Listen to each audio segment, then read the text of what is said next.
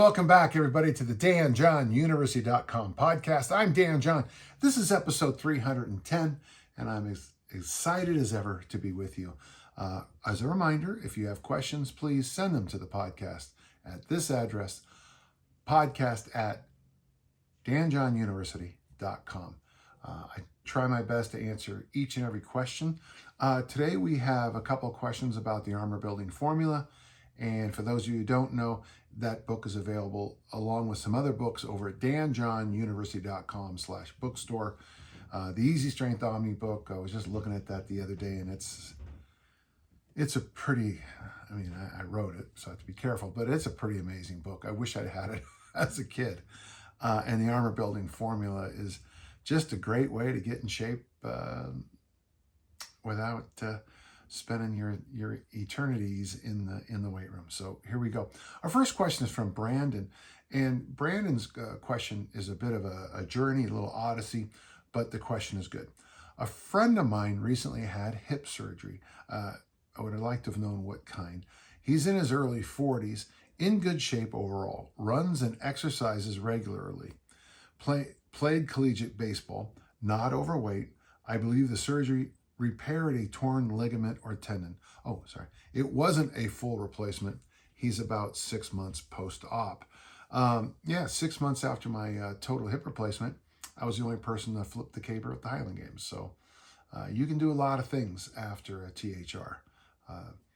Of all the replacement surgeries, it's the one that, as I understand it from my orthopedic surgeon, has the highest rate of success. And it's really, if you have hip issues and you limp 24 hours a day, 7 days a week, it's a miracle. So here we go. He recently joined a functional fitness style gym similar to the program that shall not be named. This week he said he was doing box jumps after a hip surgery. I honestly couldn't believe it, and nor can I, Brandon. Isn't this a huge risk for marginal benefit?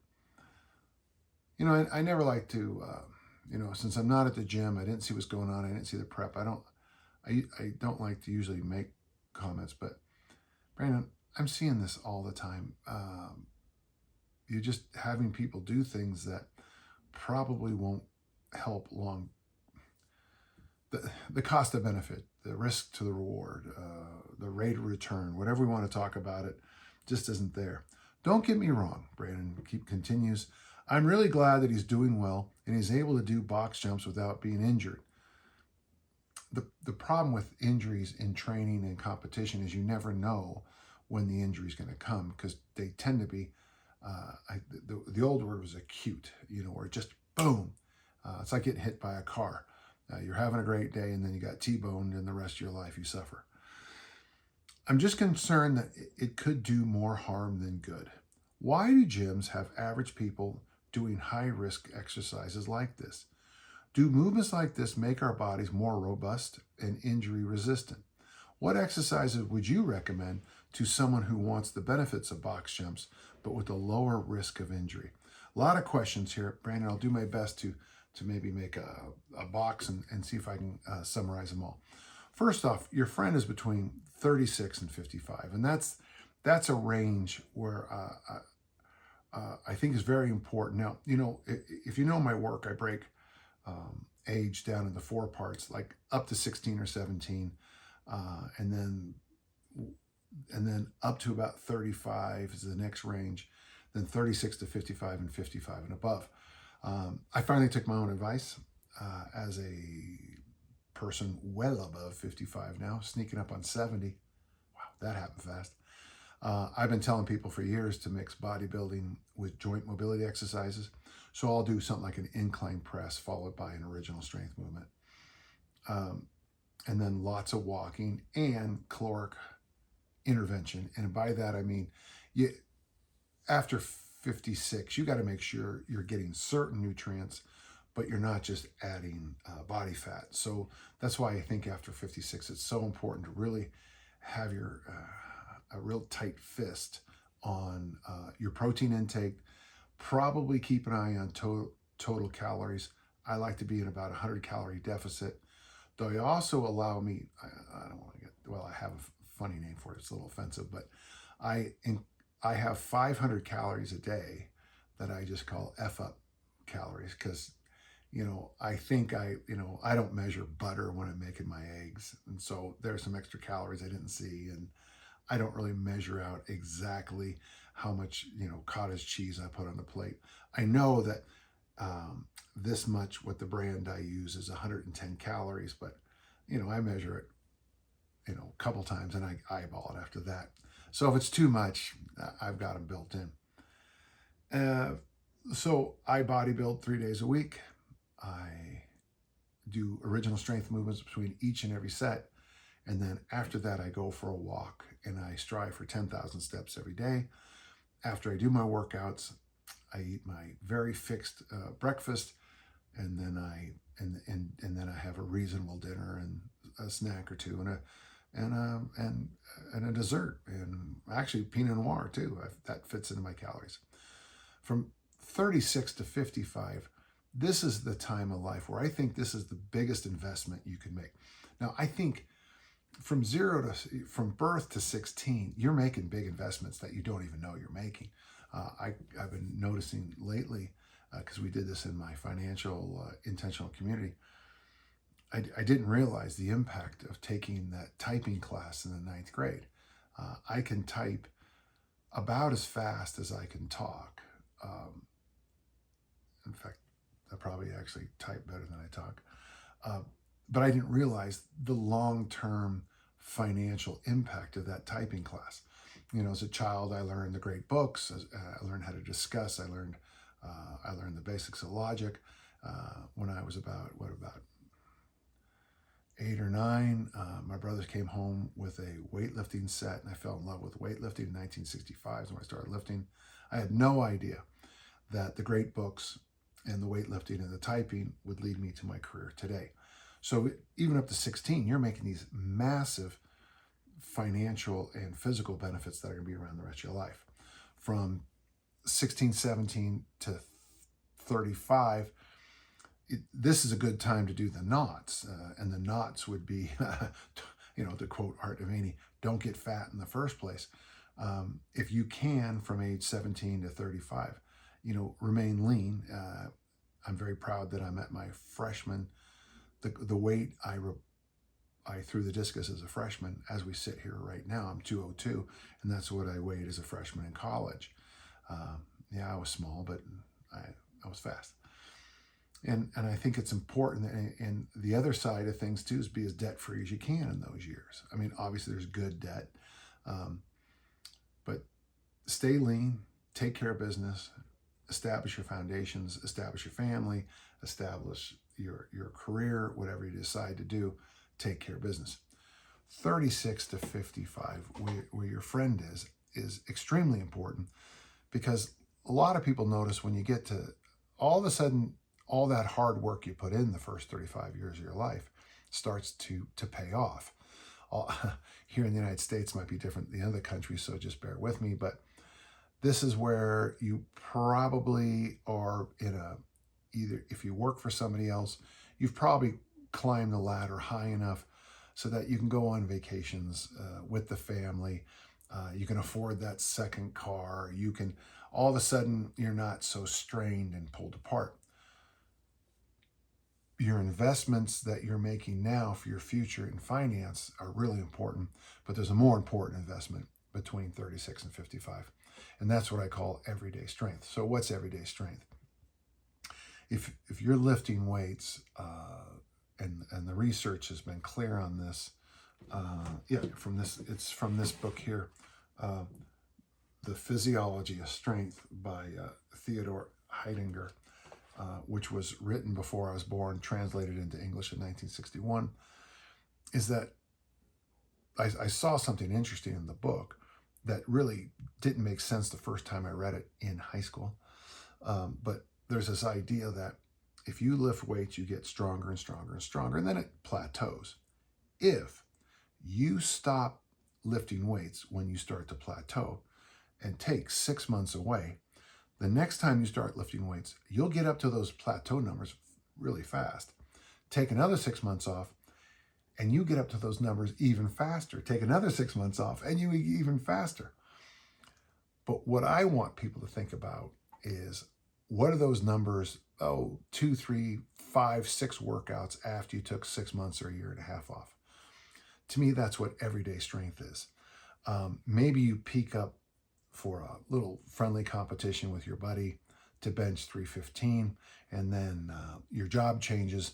You don't lift weights for 6 months. Your 5th workout back, you bench press 245. To me, that's that everyday strength. So the number one thing I want to get across to you, Brandon, is between the ages of 36 and 55, is get those everyday strength numbers up. Now, it's also really important that if you have injured yourself in auto accidents, bike accidents, sports, games, being stupid, between 36 and 55 is a great chance for you to do the mobility work, the flexibility work, the rehab work to get those joints feeling well. You know, if you broke a wrist like I did, for example, you have plenty of time to do all that rehab day in, day out for years, so it comes back completely normal. I've mentioned this in the podcast before. For those of you just listening, I'm bending my wrist back. My doctor was convinced I'd never be able to do that again with the 2 wrist surgeries I had. Well, he was right. If I'd have been a normal client, I wouldn't have kept going after it. But I wanted to lift weights again, and I wanted to be back on the platform. So 36 to 55, you are making the biggest strength and mobility investments of your life. That's the time you should be focusing on. And it's sad because you got a guy in his early 40s here already getting surgeries on the hips, and I'm not critiquing, but I'm just saying. But he needs to work on the mobility and all that muscular structure of that part of his body. Once you hit this age, you want to get as strong as you can, but you want to get there as smart as you can. Okay, so there's a couple things. Let's answer the questions one after another here. Why do gyms have average people doing high-risk exercises like this? I think because it looks sexy and it sells. If you're working with a group of men between the ages of 70 and 80, having them do leg extension machine, military press machine, and lat pull-down machine for 3 sets of 10 has an incredible transformative change to their bodies. But showing videos on social media of me doing leg extension isn't going to get you 1,000 likes. Now, if I was a lot prettier and I was wearing something slinky, maybe it'd get more likes. Doing these exercises where people, when they work so hard and they lay on the ground and they leave a sweat stain on the gym floor, people like that. People like that, but does it really lead itself to long-term health? But it sells, man. It sells. I mean, I'll look online at people doing these kettlebell variations. There's this one person, I don't want to mention anybody, but the person can't do an actual kettlebell snatch correctly, nor a swing, but they'll do all these bizarre combinations of things with really light bells, in my opinion. And it's like, why are you doing all the goofy stuff when you can't do the fundamentals correct? Do movements like this make our bodies more robust and injury resilient? In my experience, I banned box jumps out of my gym a long time ago. First off, we had wooden ones, and we kept getting that shin bone scrape, which is really hard. I mean, a high school girl with a permanent scar on her shin, that's something she doesn't want. But then we also noticed that we were getting some real strange injuries, and you just don't want that. What makes you robust and injury resistant is having that, and I'm going to use the yin-yang example, probably overdone, but you want your strength and your mobility. Mobility, in my definition, is the free range of movement around a joint. If you're strong and you have as best joint mobility as you can have with the DNA that you have and your life story, that's going to make you injury resilient. What makes me injury resilient around the house, for one thing, I do a lot of original strength and I play with my grandchildren on the floor. So I do spend a lot of time on the floor. What makes me injury resilient is when I go in to take a shower, I always put my hand on the wall when I step in, and I always try to have the hand on the wall and 1 foot of contact on the ground at all the times. What makes me injury resilient is I wear a helmet when I ride my bike, and I put on a seatbelt when I drive my car. And I always look one extra time over my left shoulder before I go out into an intersection or take a right turn, because statistically, most people get T-boned from the driver's side. That's what makes you injury resilient. I avoid things that I think might hurt me if I'm not good at. When I was younger, I used to really cross-country ski a lot. I used to do downhill with cross-country skis. Well, I don't do it anymore because I have titanium hips. So even though I like doing that, I don't want to have to replace a total hip replacement hip. Injury resilience to me is, as I say in my upcoming book, don't ever say, hold my beer and watch this. That's where the injuries happen. You've got to be, a little bit of foresight is the best injury prevention you can have. And then this last question is one I want to take. What exercise would you recommend to someone who wants the benefit of box jumps, but with a lower risk of injury? Well, the lowest risk of injury I can think of to replace box jumps, I would say, is the hip thrust. The hip thrust is a very, very safe option for that explosive hinge movement. Of course, the kettlebell swing is going to be in there, but from what I'm watching online and the gyms I visit, it's funny, I almost can't even recommend kettlebell swings anymore because there are so many disastrous coaches teaching disastrous technique. And there's some things they're doing now, the dead hang swing techniques, this upright raise, the excessive leaning back, and the pure idiocy of some of the things I just can't. But the hip thrust is generally safe. I have a workout here on my podcast. It's called The Perfect Workout. And I've recommended it before, but it's very simple. It's 3 sets of 8 in the half kneeling press, left side, right side, and then hang, and a 30-second hang between every round, which is marvelous for the shoulders.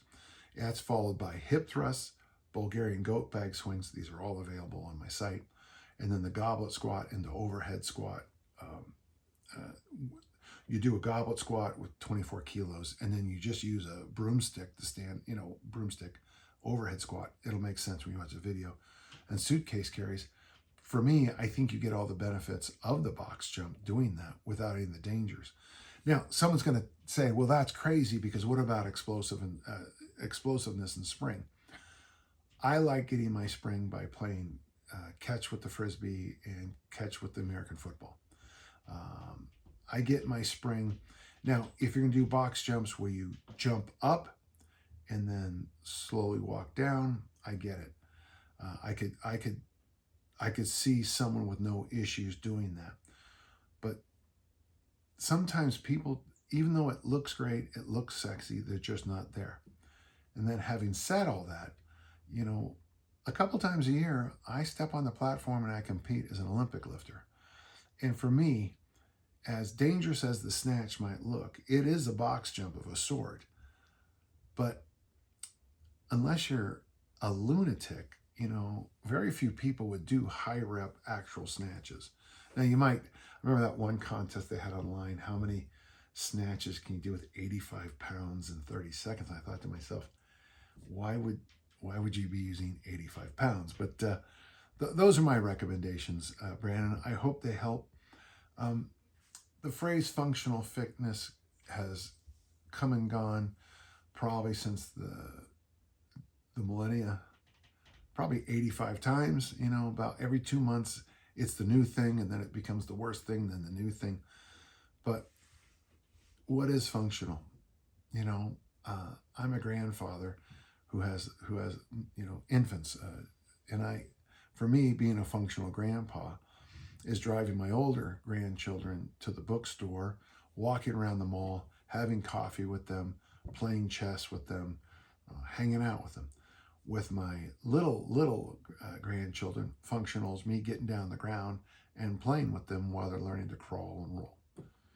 What does functional mean? It means whatever you want today. I hope that answered the question. It's a great question. And I hope I wasn't too negative on this, on the trainers at this gym, but just be careful. All right, thank you. Our next question comes from James. And I love this about the questions that are coming in, because they always have these little kind of inside jokes from the podcast. I'm a mere child of 62. So I decided to ask you about those over 60. What prompted this is I have a habit of overdoing it and then setting myself back. I have trouble not downshifting into a gear that my body can sustain in the moment, but it makes me pay dearly for it in the next few days. I'm hoping you can help me learn to work smarter, not harder, but also not by taking it too easy. Okay, there's a series of questions about delayed onset muscle soreness, DOMS. How should we respond to DOMS as we get older versus when we were younger?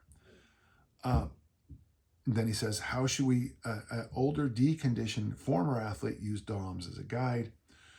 Next, should we expect to experience DOMS less as we regain an acceptable level of fitness? Yes.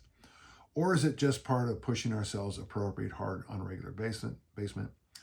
And then the question I think I want to answer is some level of delayed onset muscle soreness an expected and good thing? Is it a positive indicator you're not wasting your time and just going through the motions at a suboptimal level?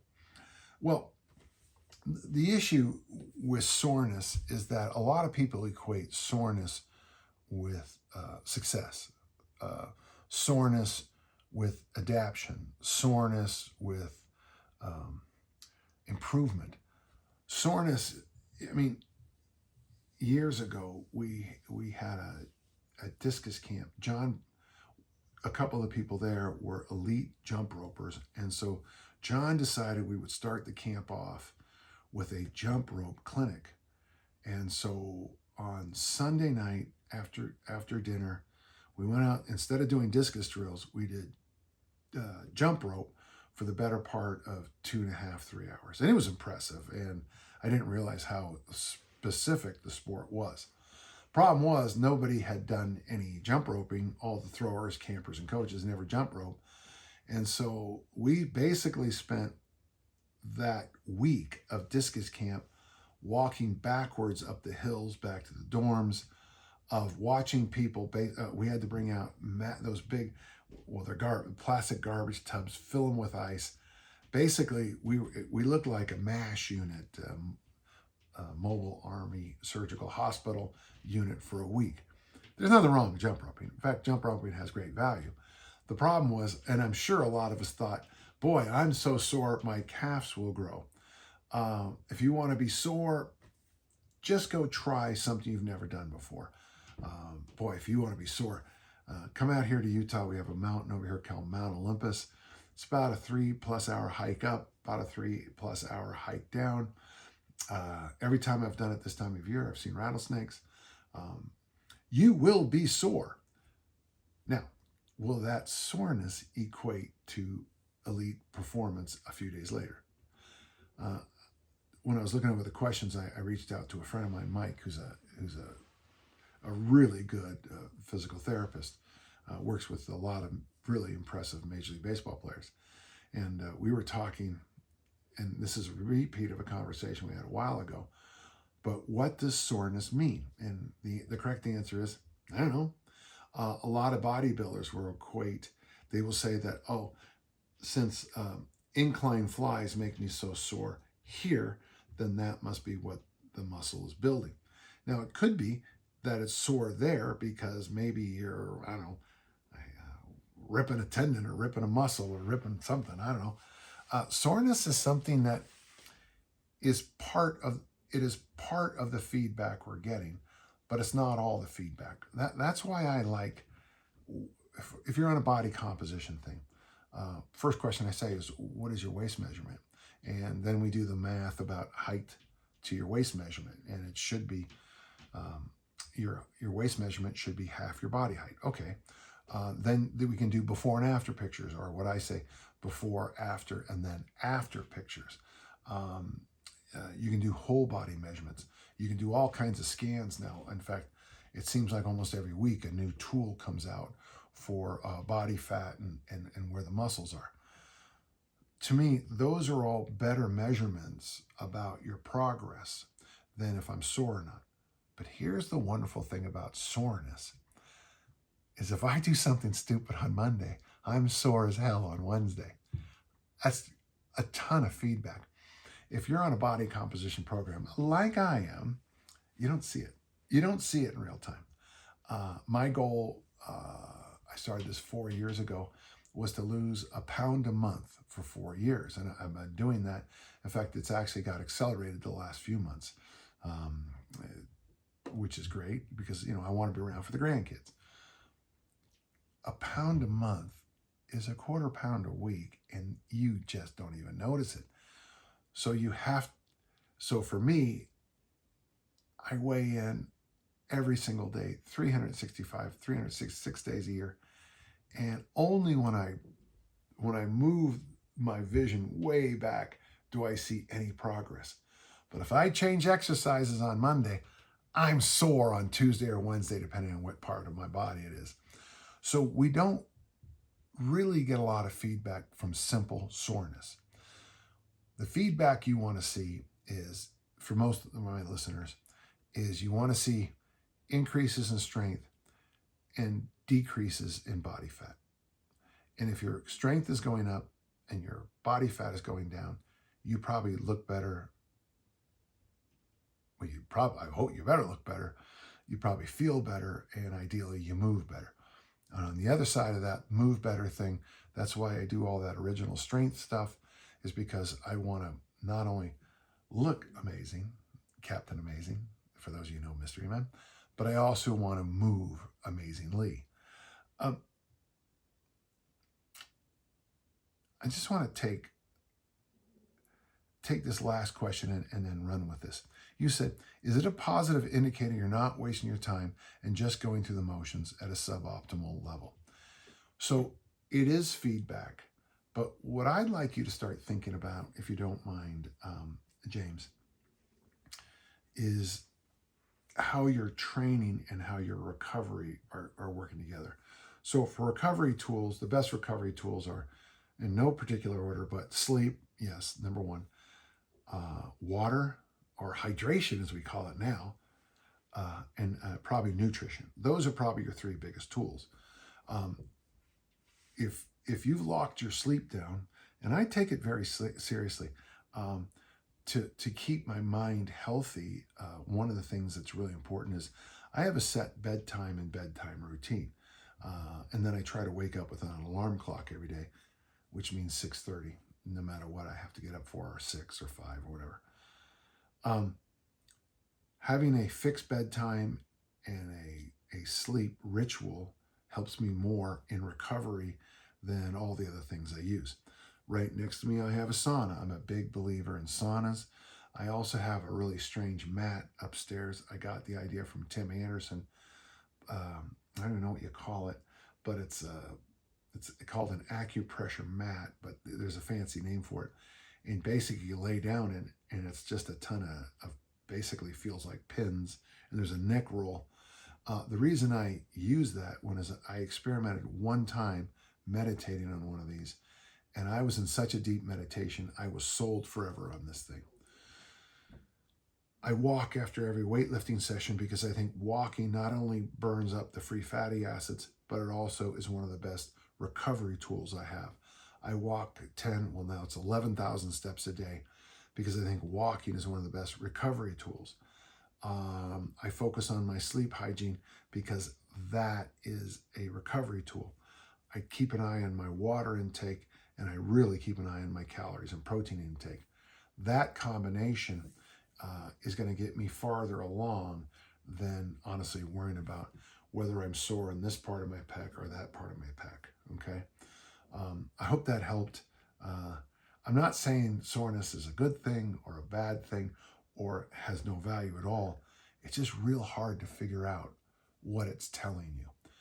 Again, if you've never jumped rope and you jump rope for 3 hours on a Sunday evening, if you don't hike much and then we go climb Mount Olympus, in both cases, you're going to be extremely sore.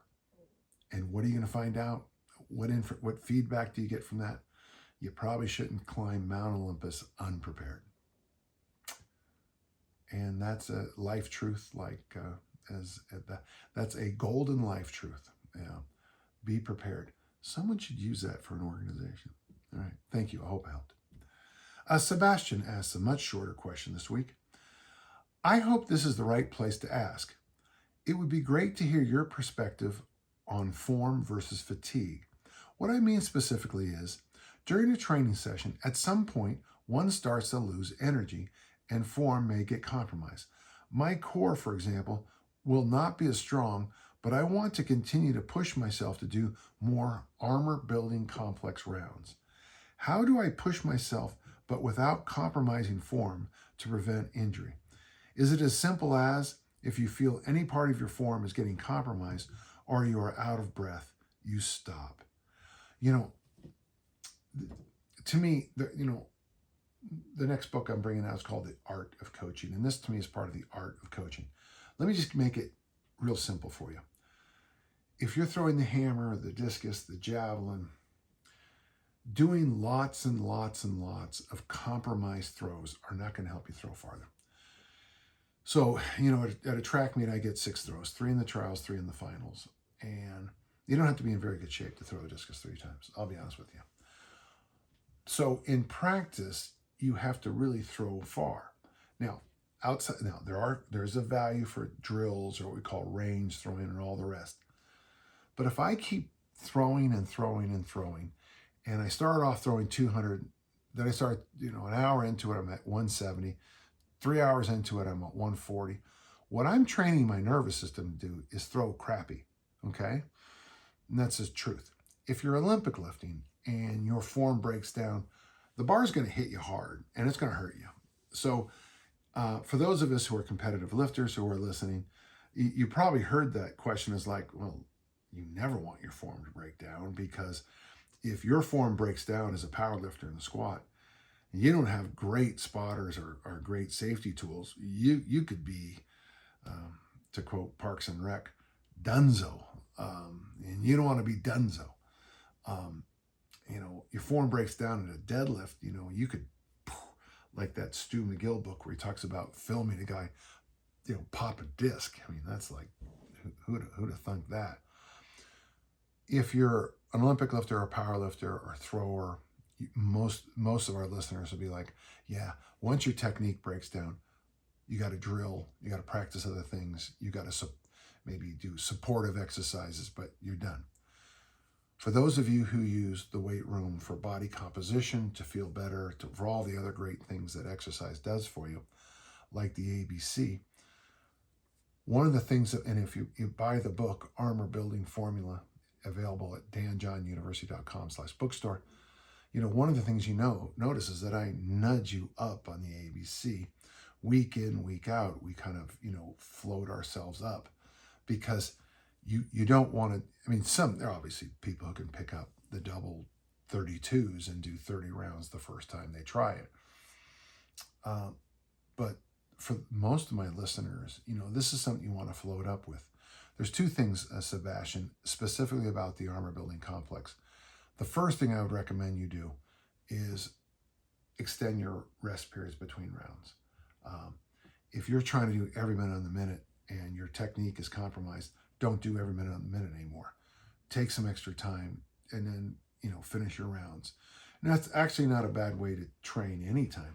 Say like your goal is 20 rounds of the ABC every minute on the minute. Well, the first time you try, you get to 6 rounds, 6 minutes, and then you say, no, I need more rest. And then you decide to finish all 20 rounds. And then you let your rest periods expand. And let's just say it takes you 42 minutes to do the 20 minutes the first time. Come back to it in 2 weeks. You're going to do 20 rounds again. Same method. You get to round 9 good for you. And then you do the natural rests and it takes you 31 minutes. You've made enormous progress. 2 weeks later, you do it again, you get to round 15, and dang it if you don't finish in 26 minutes. So I think, to me, that's a much better way to go. So remember, the most important organ when it comes to training is your brain. And sometimes you just, like I say, sometimes you got to fold your arms and nod and go, okay, let's think this through. And I think this is what you probably need to do this. Listen, the armor building formula has this, and I'm also working on another follow-up to armor building. And I have a program for you. I have multiple programs for you, and I think they all work. You just have to sometimes think along your own specific situation, Sebastian. I hope that helped. We have a question from Evan, and that's our last question today. Interesting. Evan says, I had a question for you with respect to the armor building formula program that I suspect might apply to some other general pop folks as well. Do you have any recommendations for an alternative to the overhead kettlebell press for someone with shoulder mobility exercises? I've been doing a lot of original strength work, and I've made a lot of progress on my overhead shoulder mobility. My goal is to address this and ultimately be able to do the program as written, but I'm curious to think there's a reasonable temporary substitution. Yeah, there is. Would something like a floor press or a bridge press be at all suitable? So, yeah, I have another thing. It's called the running back complex, the RBC. And it's the original program that the armor building formula is based on later. In your situation, Evan, with the shoulder issues, I would say, and by the way, I have this all written, and you can find it in the essay section of danjohnuniversity.com. It is a little hard to figure the essay section but you'll notice there's a whole list on the side, and one of them says armor building formula. Click on that, and you'll get the I think it's called the history of armor building or something like that. But there's also the running back complex. If you're doing the ABF the way I'm about to recommend it to you, you're going to have to, on your press days, you're going to have to find the variations of press that work for you. Now, you feel like you're coming around to it, and you mentioned floor press and bridge press. One arm bench press would be a good addition if you could do it that way. The two-hand kettlebell bench press, any of the incline family would be fine. I find sometimes when my shoulders are barky that the military press doesn't work well, but the incline seems fine. No idea why. Your mileage may vary. So the running back complex is the following. So it's doubles. So 5 double cleans, 5 double front squats, 4 cleans, 4 front squats, 3 cleans, 3 front squats, 2 cleans, 2 front squats, 1 clean, 1 front squat. You put the weight down and rest. That's 15 cleans and 15 front squats. It's a lot of work for one round. It was with this exercise that my running back told me, this is what it feels like, because we ran the veer offense in American football. He said, this is what it feels like to be a running back in this offense, because they're getting hit every single play. And he said it felt, so that's where the word armor, part of the story where armor building came from. So ultimately, I think working up to about 5 rounds of the running back complex would be equal. It would be a good program for just about any listener.